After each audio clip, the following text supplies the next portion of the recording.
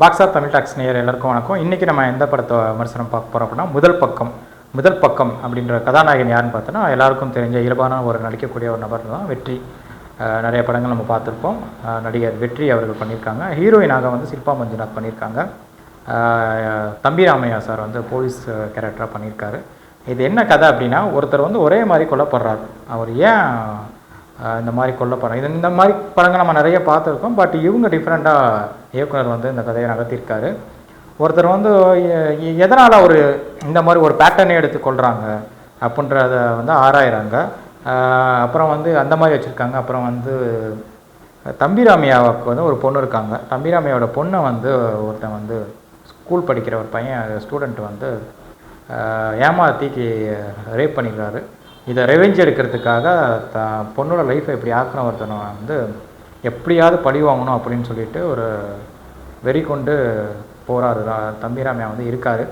இந்த நேரத்தில் வந்து ஒரு பத்திரிகையாளராக தான் வந்து வெற்றியோட கதாபாத்திரம் இந்த படத்தில் வந்து கொண்டு வராங்க.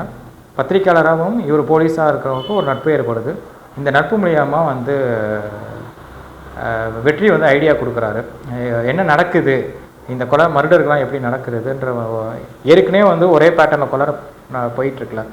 இந்த கொலையை பற்றி இவங்க பேசிகிட்டு இருக்கிறப்ப தான் பொண்ணுக்கு அந்த கொடுமையை வந்து வெற்றி அவர்கிட்ட சொல்கிறாரு. வெற்றி வந்து சார் இதை கண்டிப்பாக விடக்கூடாது, நான் உங்களை பழி வாங்கணும் அப்படின்னு சொல்லிட்டு தம்பிராமையாவுக்கு வந்து ஒரு துணை போகிறாரு.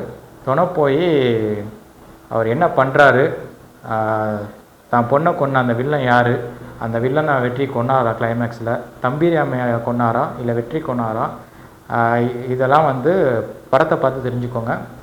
ஷில்பா மஞ்சுநாத்துக்கு வந்து ஒரு நல்ல நடிகை. அவங்க நிறைய கதாபாத்திரம் கொடுத்துருக்கலாம். இந்த படத்தில் வந்து அங்கங்கே வந்து தலையை கட்டிட்டு போகிறாங்க. இது ஃபுல்லாகவே வந்து ஒரு இன்ட்ரெஸ்டிங்கான ஒரு இது தான்.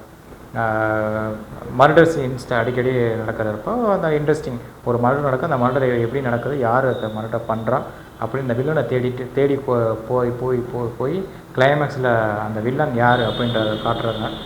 படம் வந்து ரொம்ப இன்ட்ரெஸ்டிங்காக இருக்குது. ஸ்டோரிஸ் வந்து எடுத்து சொல்கிறாங்க. நல்லாயிருக்கு. நிகழ்த்தியான ஒரு படம். ரொம்ப மொக்க படம், ரொம்ப பிரம்மாண்ட படம் அப்படின்னால ஒரு நார்மலான ஒரு நல்ல படம் தான்.